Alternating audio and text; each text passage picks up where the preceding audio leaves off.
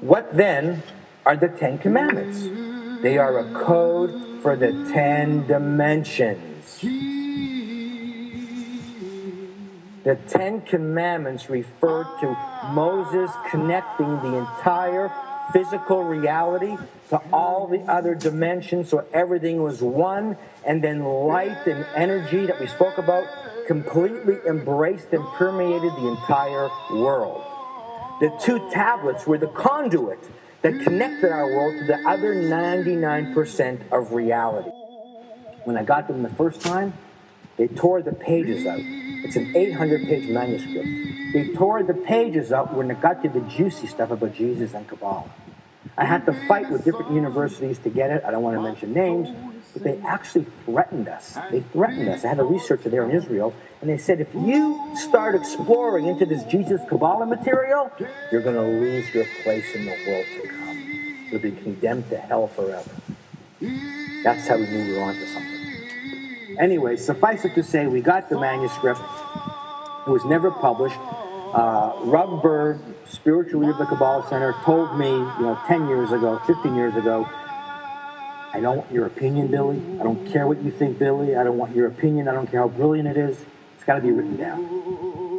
And I don't want you even writing down what you're reading books, because the books are edited, the books are censored. The real war, said Rav Berg, was fought in the history books. They changed the books. He said, you've got to go to the original handwritten manuscripts. So I went to the original handwritten manuscript after 10 years, a lot of pain, a lot of hurt. I don't want to cry because that's my ego. Very, very difficult to understand. Here's what he says. Let's read it together. Hang on to yourselves. There was a whole fabrication about the danger of the teachings of that man Jesus. It was created with false dogmas, and it was done in a repugnant manner. Through him, a lot of nations were going to know God.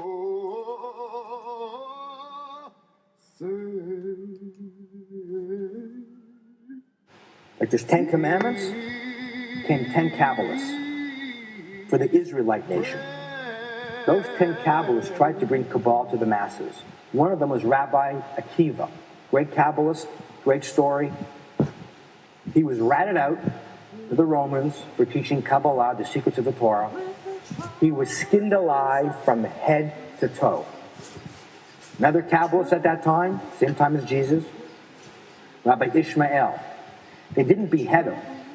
They took a blade and they sliced off his face, because the Roman emperor's daughter was so enamored with his good looks, she asked her father to mummify his face. And there's a tradition that it's still in the Vatican to this very day.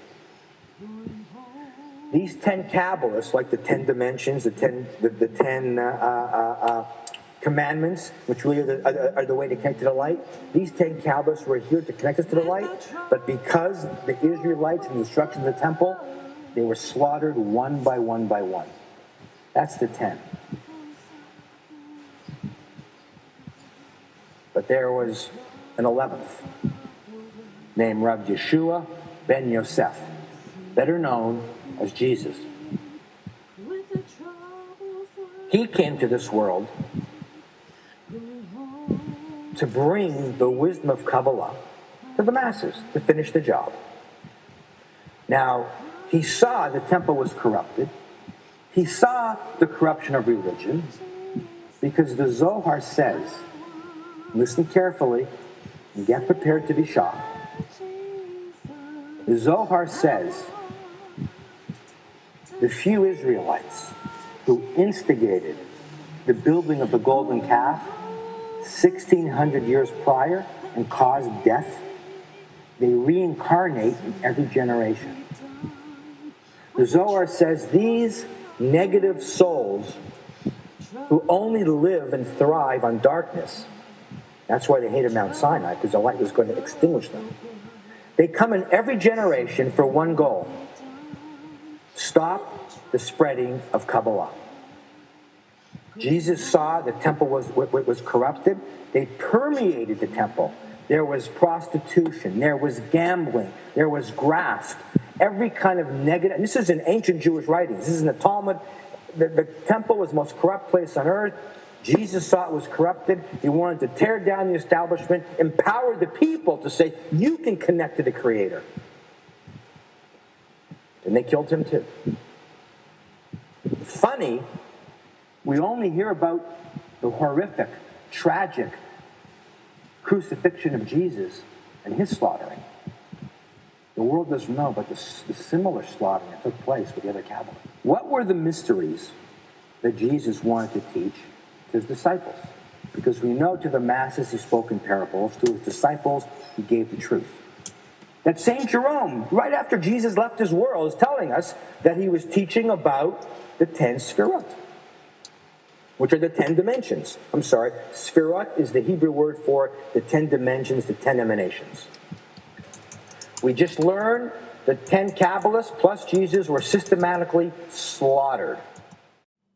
Where African peoples are, where there ain't no white people, where there were no white people. What does he do? He puts himself in there.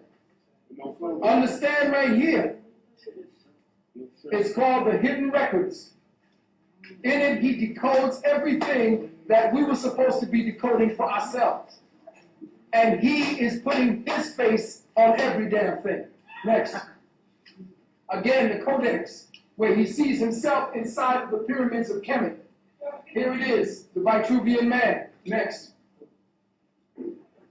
Brothers and sisters, as I end, I will tell you this, that if you don't start looking up to find the Merkaba of consciousness within you, you will not know who you really are. And again, the two Sephiroth that are missing will stay missing because it is within you. The two Sephiroth is the black man and the black woman. Because we are here to recreate or to bring back the true kingdom, the kingdom of the spirit. It's like a story ripped from a Hollywood screenplay. A small road in the mountains of Tennessee, a living room in a motorhome, and a 150-year-old painting blessed by Pope Leo XIII. This is the true face of Jesus Christ, one of a handful of paintings based on the cloth used to wipe Jesus' face before his crucifixion, known as the Veil of Veronica. Its owner, a 73-year-old man who didn't want to be identified and had no idea what he had. I've lived here for about 17 years. It's been in there, either in there or in my bedroom. Ever since. So how does a holy relic go from the holy city to Monroe County, Tennessee?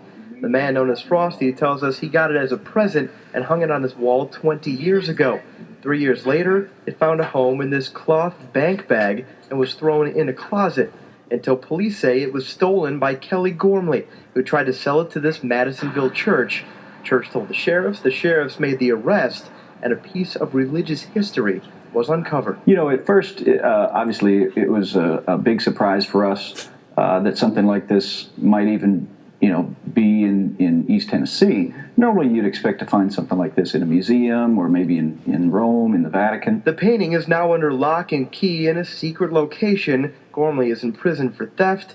Frosty is overwhelmed that a treasure was laying hidden in his home. I know they really wanted it bad. Now, I like to show this because this is Northeast Africa, the Nile Valley, the land of Kemet and Cush, later called Egypt by the Greeks, which was not its original name. And as I like to tell audiences who are hearing this for the first time, Egypt is not now, nor has it ever been, in the Middle East. Egypt is not now, nor has it ever been in the Middle East. And indeed, what we call the Middle East, Syria, Palestine, etc., is really Africa's northeast extension. It is fundamentally a part of Africa, when you get right down to it. That is true not only geographically, as you can see, but geologically.